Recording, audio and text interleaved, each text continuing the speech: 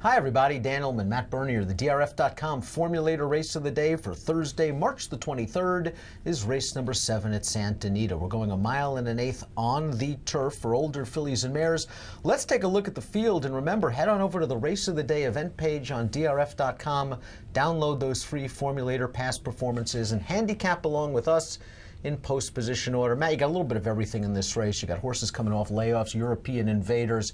I would have to spread in any kind of multiple race sequence. I just found it very difficult to love anyone in here. I think really all 8 of them have a puncher's chance in here.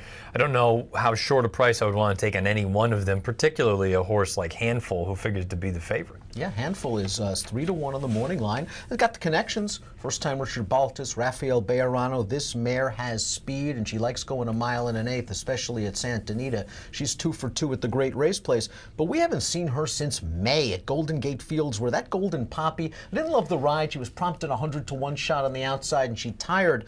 But that long layoff, now she's got to go 1 1/8 miles at a short price. I'm kind of against her, but she's won 15 of 35. You got to respect her. Yeah, any horse that likes to go out and win races, you got to like. But at the end of the day, for all the reasons you laid out, boy, long layoff, first time with a new outfit.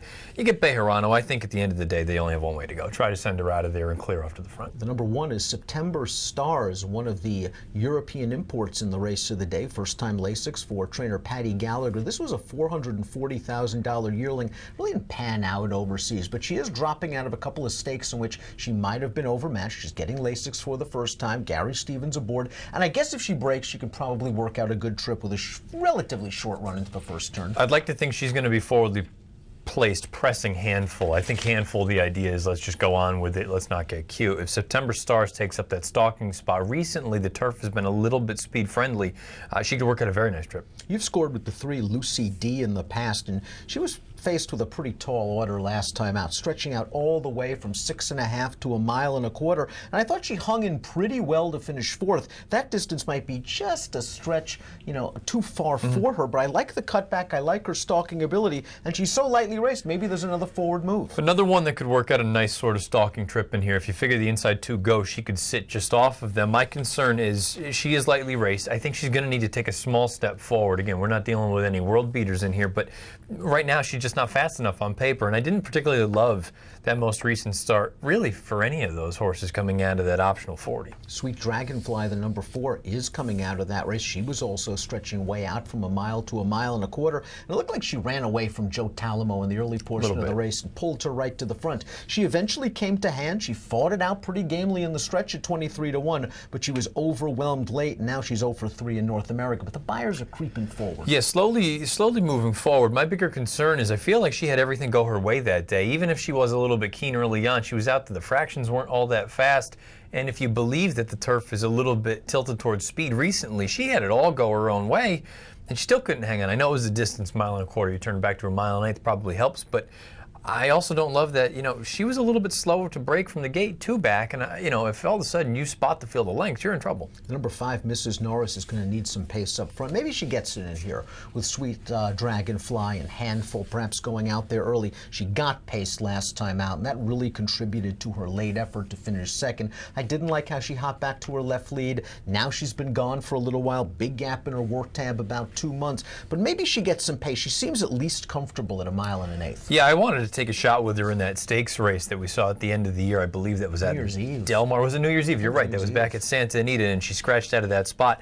I'm concerned with her in a race like this where I don't think there's going to be a blistering pace signed on. I don't think she's going to get what she needs to run at. And Owen Hardy's got a really, really tough formulator. In fact, past 5 years, turf 61 to 180 day layoff, 1 for 39 with a 34-cent ROI. I think she has ability. I just wonder if we're going to see better second off the bench. And she's 4 times second from 14 starts, only 1 win. That win came at Los Al in gate-to-wire fashion. She ain't making the lead in here.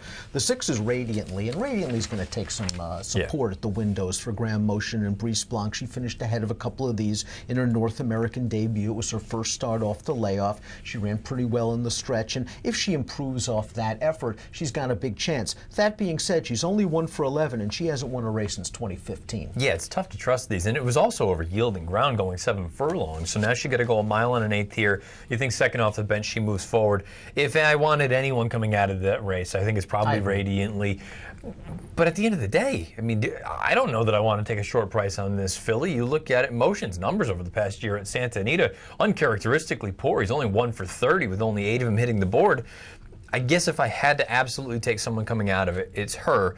But as I said at the top, I don't love anyone in this race. I guess you have to use her in multis because she's done some good things overseas. That race in North America was pretty good. She may need a little bit of pace. Let's leap to the 8, Arethusa, second in her North American debut, then 4th last time out at Del Mar, a race in which she saved ground. She finished okay. She's not the greatest gate horse in the world, but I wouldn't be surprised with a forward move. But like several in this field, long losing streaks. She hasn't won since 2014. Long losing streak and a pretty lengthy layoff, too. We haven't seen her in over 6 months now at this stage in the game.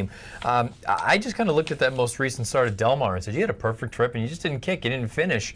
She's going to have to kick a little bit if she's going to run well here. Let's take a look at our top selections for the race of the day. You're going with a stranger. I completely understand that strategy. Tell us about the number 7, Allowances. You know, her most recent start I didn't think was all that bad, and that was against Boys over Soft Going. Now, she's been gone for a long, long time, so who knows? And it sounds like Jim Cassidy, you alluded to earlier today, said he was unsure if she's going to be ready to go for 9 furlongs off the bench. I like that she gets the Lasix. I like the run 2-back. That was really the one that had me sort of encouraged because I know it only looks like a neck on paper. If you watch the race, Miguel Barcelona basically knew that he had that field over a barrel whenever he wanted them. The concern now becomes, like you say, the fitness. Does she want to really go this far off of this layoff? She probably wants to go a little bit farther, I think, when it's all said and done. It is interesting to note, 3-back at March 2nd. She worked at 5/8 of a mile in 1:01. That was with Betty Draper. The race of the day we did last week, Betty Draper was put up via disqualification in her North American debut.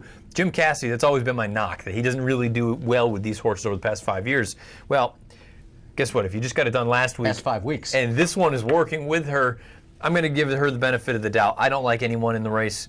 Give me a fresh face. She's got all the upside in the world. She only has 4 starts on her resume. These connections paid $96,000 for at public auction in December, and just maybe Allowances. We know distance isn't going to be a problem. Maybe she's the one with all of the upside in this race. I reluctantly landed on Mrs. Norris. I'm hoping that Handful shows some fresh speed, and that Sweet Dragonfly is once again a handful for Joe Talamo coming out of the gate. She's not the most trustworthy horse in the world. I would have to go pretty deep in this race. I went 5, 1, 3, 6. Give me numbers. I went 7, 6, 2, 5. Mrs. Norris has some ability. The question is she going to have too much to do? And that layoff with about a 2-month gap in the work tab, something must have happened. If you are playing this nice card at Santa Anita from home, new DRF Bets members, you get a perk. $300 sign-up bonus, nothing to sneeze at. Head on over to drf.com/trifecta for all of the details and approximate post time for our Formulator race of the day. The 7th at Santa Anita is 4 o'clock Pacific. Best of luck.